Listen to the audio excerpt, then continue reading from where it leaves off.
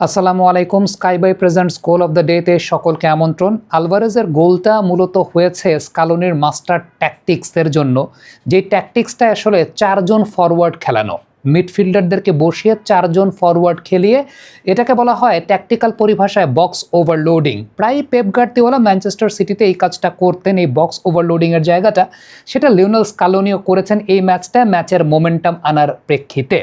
অনেকের মাথার উপর দিয়ে আসলে ট্যাকটিক্সটা গেছে। অনেকে চিন্তা করছিলেন যে লোপেসকে হঠাৎ করে কেন নামানো হলো, সেই জায়গাটা প্যারাডেসকে বসিয়ে, আবার লাউতারো মার্টিনেজকে ডিপলের জায়গায় নামানো হলো, কেন মিডফিল্ডার বসিয়ে আসলে এই জায়গাটা স্ট্রাইকার নামানো হচ্ছে বা ফরওয়ার্ড নামানো হচ্ছে, এবং পরবর্তীতে 4 জন ফরওয়ার্ড মিলে খেলছেন আলভারেজ, মেসি, লাউতারো মার্টিনেজ এবং লোপেজ। এইটা অনেকের মাথার উপর দিয়ে যাচ্ছিল। এটাই ছিল স্কালোনির মাস্টার স্ট্রোক। এই বক্স ওভারলোডিংটা করার কারণেই কিন্তু আলভারেজ একটা ফ্রি স্পেস পেয়েছিলেন এবং সেই ফ্রি স্পেসটা পেয়ে তিনি গোলটা দিয়েছেন। খেয়াল করে দেখবেন যে এক্ষেত্রে ব্যাপারটা আসলে কি ঘটেছে।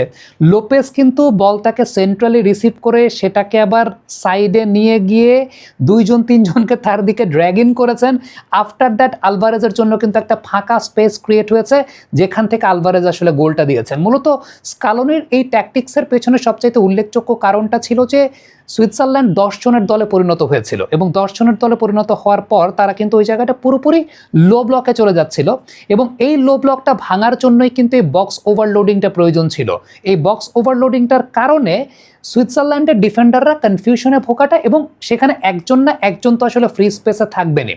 আপনি ওই গোলটার যদি অ্যাটাকটা লক্ষ্য করে দেখেন, প্রথমত লিওনেল মেসি ডান দিক থেকে ওইটা ঢুকেছেন, সেখানে একটা অ্যাটাক জেনারেট করেছেন, তার সঙ্গে কিন্তু ওই জায়গায় 2-3 জন অকুপাইড ছিলেন। মেসি কিকটা নিয়েছেন, গোল হয় নাই, রিবাউন্ডে এসেছে। আফটার দ্যাট ওই জায়গাটা থেকে কিন্তু আমরা যে বিষয়টা দেখতে পেয়েছি যে লোপেজ তিনি বলটাকে নিয়েছেন, তার সঙ্গে কিন্তু তিনি 2 জনকে আবার ড্র্যাগ করছেন, তার সঙ্গে 2 জনকে ড্র্যাগ করে তিনি পরবর্তী সময় বলটা দিয়েছেন আলভারেজকে। আলভারেজ সেই বলটা নিয়ে পরবর্তীতে গোলটা দিয়েছেন। এটাই হচ্ছে বক্স ওভারলোডিংয়ের ফসলের জায়গাটা। এই জমাট রক্ষণটা ভাঙার জন্যই এই বক্স ওভারলোডিংটা তিনি করেছেন। এবং চায়না থেকে নিজের ব্যবসায়িক পণ্য সোর্সিং বা শিপিং করুন 10 বছরের অভিজ্ঞতা সম্পন্ন স্কাইবাইয়ের মাধ্যমে। উল্লেখযোগ্য ব্যাপার যেটা, সেটা হচ্ছে যে যখন আসলে এই মিডফিল্ডারদেরকে উঠিয়ে নেওয়া হলো, তখন ম্যাকঅ্যালিস্টার কিন্তু লিডিং রোলটায় ছিলেন, এবং ম্যাকঅ্যালিস্টার ওই জায়গাটায় একদম মানে সেন্ট্রালি লিডিং রোলটা থাকার কারণে মিডফিল্ডে তখন যে বিষয়টা হয়েছিল যে দুদিক থেকে কিন্তু উইংও ইনিশিয়েট করতে পেরেছে। আমরা নিকো গঞ্জালেসকে দেখেছি, তিনিও সেই জায়গাটায় উঠেছেন, তারও একটা কন্ট্রিবিউশনের জায়গা ছিল। তবে উল্লেখযোগ্য ব্যাপার হচ্ছে আলমাদাকে একটা ফ্রিল্যান্স রোল দেওয়া হয়েছে। আলমাদা মূলত মিডফিল্ড থেকে ওই ফরওয়ার্ডদের মাঝখানের একটা ফ্রিল্যান্সার রোল হিসেবে কাজ করেছেন, যিনি আসলে মূলত খেলাটাকে অনেক বেশি মাত্রায় ঘুরিয়ে দিয়েছেন। এবং আলমাদার এই কথাগুলো আসলে পরিসংখ্যানের পাতায় লেখা থাকবে না, কিন্তু আলমাদা এই ম্যাচে 27টা পাস দিয়েছেন, 27টা অ্যাকুরেট পাস দিয়েছেন, অপোনেন্টের বক্সে তিনি 7টা টাচ নিয়েছেন। এবং উল্লেখযোগ্য ব্যাপার ছিল 93 নম্বর মিনিটে খুব সম্ভবত 1-1 খুব দ্রুত পাসিংয়ের মধ্যে আলভারেজের সঙ্গে তিনি 1-1 করে মোটামুটি তাদের ডিফেন্সটাকে পুরোপুরি ভেঙে দিয়েছেন। এবং এই জায়গাটায় এই যে ফ্রন্টালি 4 জনের একটা ওভারলোডিং বক্সে, সেই সঙ্গে আলমাদার একটা ফ্রিল্যান্স রোল, এই সব কিছুর কম্বিনেশনে আর্জেন্টিনা পরবর্তী সময়ে কিন্তু 2টো গোল পেয়েছে। ইভেন আপনি যদি চিন্তা করে দেখেন 3 নাম্বার যে গোলটা কাউন্টার অ্যাটাকে আর্জেন্টিনা দিয়েছে, এটাও কিন্তু ওই ট্যাকটিক্যাল ওভারলোডিং এর ফসল, যে কারণে মানে সুইজারল্যান্ড তাদের বক্স থেকে বলটাকে ক্লিয়ার করতে পারে নাই।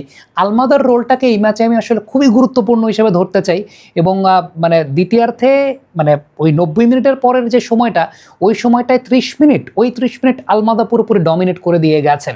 এবং লিওনেল স্কালোনির মানে মাস্টার স্ট্রোকের যে জায়গাটা, এটা অনেকে আমি দেখছিলাম সোশ্যাল মিডিয়াতে অনেকে সমালোচনা করছেন যে স্কালোনি এটা কী ট্যাকটিক্স করছে, কিন্তু এটা অনেকের মাথার উপর দিয়েই গেছে, পুরোপুরি মাথার উপর দিয়ে গেছে। কারণ এই জায়গাটায় ওভারলোডিং করে তিনি মূলত ফাঁকা স্পেসটাকে ক্রিয়েট করতে চেয়েছিলেন, এবং সেই ফাঁকা স্পেসটা আর্জেন্টিনা ক্রিয়েট করতে পেরেছে। আর আলমাদার কথাটা আলাদা করে আবারও বলতে চাই যে এত দ্রুত গতিতে পাসিং এবং সেই সঙ্গে মানে কম্বিনেশনটা এত সুন্দরভাবে তিনি সেট করেছেন।